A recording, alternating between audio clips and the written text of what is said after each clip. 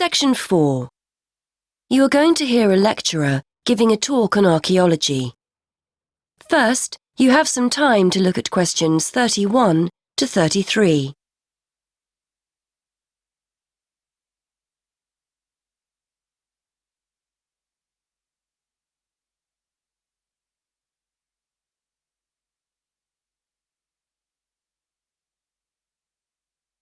Now listen and answer questions 31 to 33.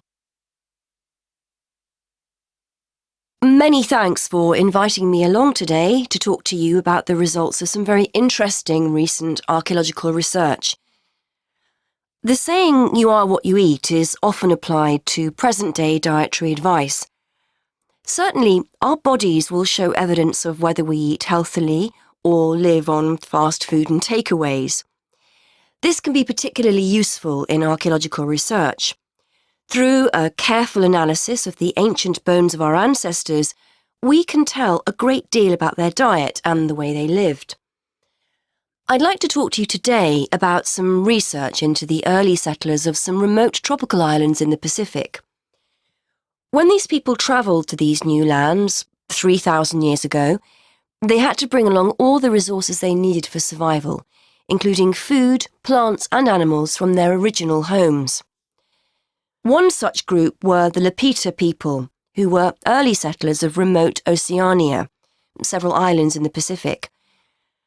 When the Lapita set sail for the island Vanuatu, they brought with them domestic animals and crop plants. This allowed them to settle in an area where no humans had previously lived and that had limited natural resources.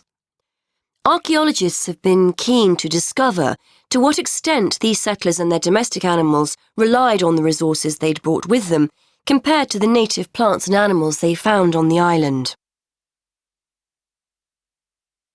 Before you hear more of the talk, you have some time to look at questions 34 to 37.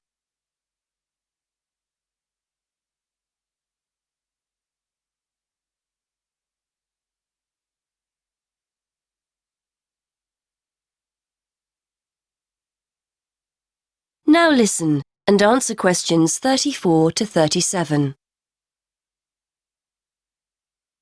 In order to try and understand the diet and lives of the Lapita people, archaeologists analysed the chemical composition of the bones of 50 adults excavated from the Lapita cemetery on Efate Island, Vanuatu.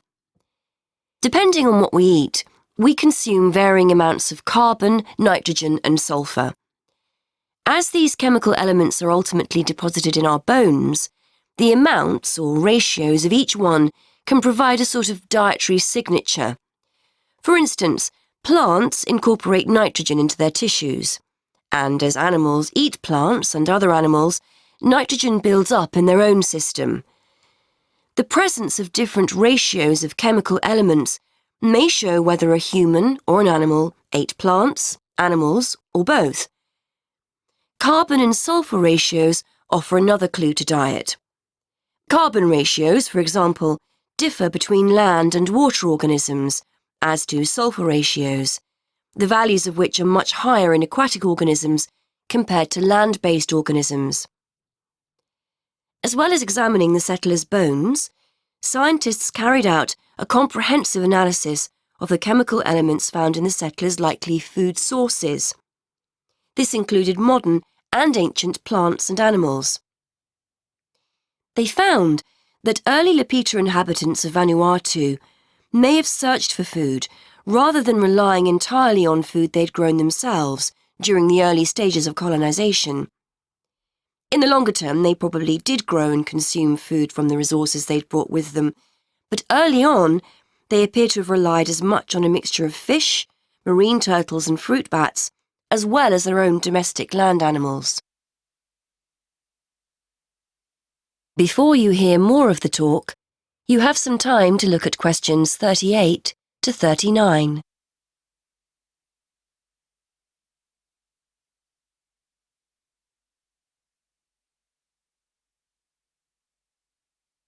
Now listen and answer questions 38 to 39.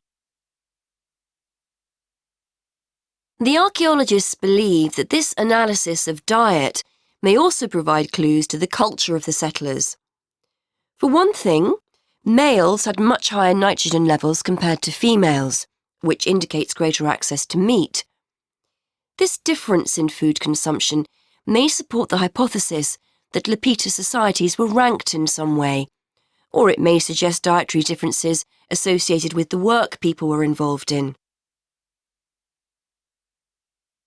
Before you hear the rest of the talk, you have some time to look at question 40.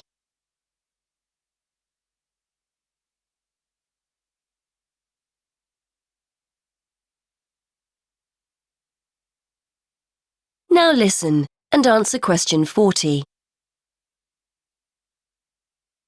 Additionally, the archaeologists analysed ancient pig and chicken bones and found that carbon levels in the settlers' domestic animals indicated that they were eating a diet mainly of plants.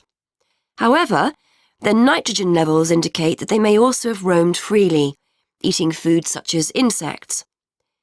This would have allowed the Lapita people to keep food resources that were in short supply for themselves, rather than feeding them to their domestic animals. That is the end of section 4.